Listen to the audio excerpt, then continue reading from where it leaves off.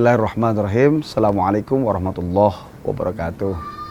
Alhamdulillahi hamdan. Wassalatu wassalamu ala rasulillahi salatan wassalaman. Asyhadu an la ilaha illallah wa asyhadu anna muhammadar rasulullah.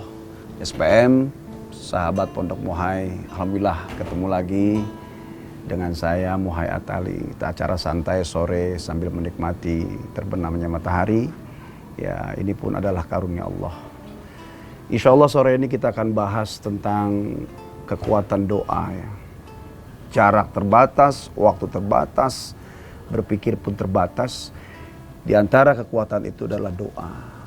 Ya, doa usilahul mu'minin, doa itu senjatanya orang beriman. Doa menjadi sebuah kekuatan buat kita.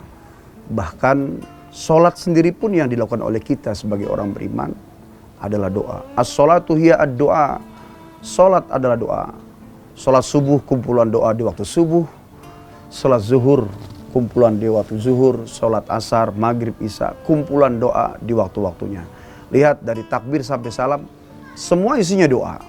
Ya, dari mulai iftitah sampai doa tahiyat.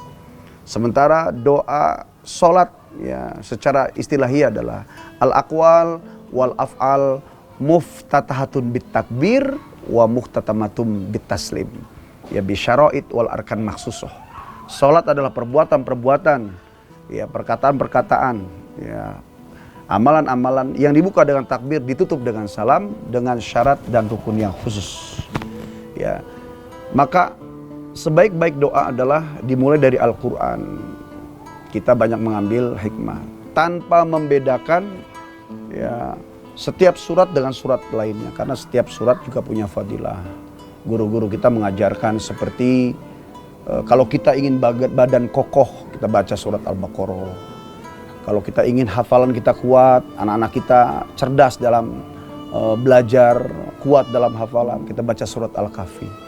Kalau kita ingin ya tinggi pangkat derajat karir dunianya, kita baca surat Al-Mulk. Kalau kita ingin ya kokoh akidah kita, baca surat Al-Kafirun. Kalau kita ingin kuat keyakinan dan tauhid, baca surat Al-Ikhlas. Kalau kita ingin dijauhkan dari mara bahaya manusia-manusia yang ya ingin berbuat jahat kepada kita, mungkin karena mereka ada saja yang ingin kita celaka, baca surat Al-Falaq. Kita ingin dijauhkan dari godaan syaitan, baca surat An-Nas. Kalau kita ingin selamat dunia dan akhirat, baca surat Al-Yasin. Dalam Al-Quran disebutkan wa nunazzilu minal Qur'ani ma huwa syifaa'u wa rahmatul lil mu'minin wa la yazidul zalimina illa khasara. Dan sungguh kami, kata Allah, turunkan Al-Quran sebagai syifa, obat, rahmat, kasih sayang bagi mereka yang beriman. Ya, setelah kita mampu baca Quran menjadi obat doa, silakan kita tambah dengan doa-doa dari para nabi, ya khususnya dari baginda Rasulullah Sallallahu Alaihi Wasallam. Doa dari para ulama-ulama kita. Selesai baca sholat, ya kita baca doa seperti doa Allah madfannal bala wal waba wal gola wal riba wal zina wal zalazil wal mihan wasu'il fitan ma dhuhara minha wa ma batan. Ya Allah, angkat dari kami bala, zina, fitnah, ya dan gempa, ya baik yang terlihat atau tidak terlihat, ataupun doa-doa yang sering kita baca dari mulai ratib, ya zikir, wirid.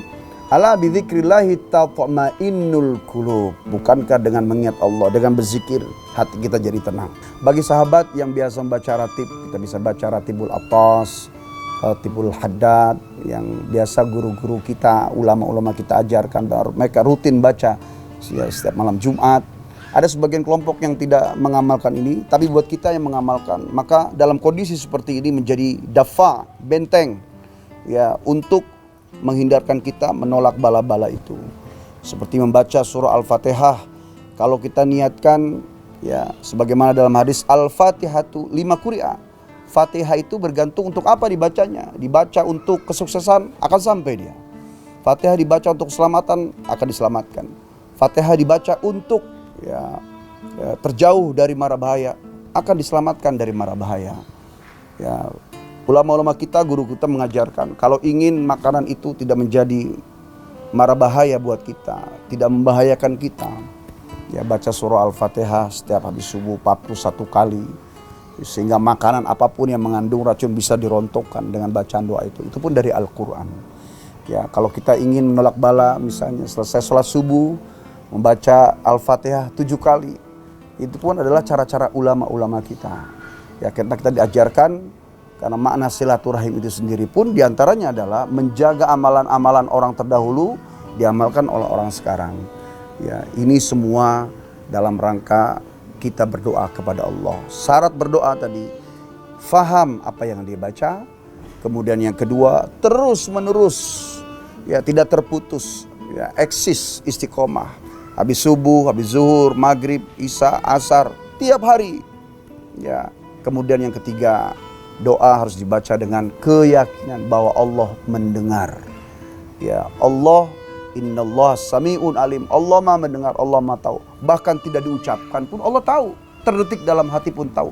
Tapi mengapa kita harus absen doa ini? Kita ucapkan sehingga meneteskan air mata, menundukkan kepala, menengadah tangan kita di depan dada dalam rangka kita berekspresi. Ya, Allah ingin tahu mana ekspresimu, mana gayamu. Karena Allah sangat senang ketika kita berdoa dengan baik. Ya, maka Allah kumpulkan malaikat. Wahai malaikatku, lihat hambaku. Ya, menangis dalam doanya, merintih meratap, meminta kepadaku, ngaku betul aku sebagai Tuhannya. Maka siapkan apa yang dia pinta, karena aku mencintainya, ngakui aku sebagai Tuhannya.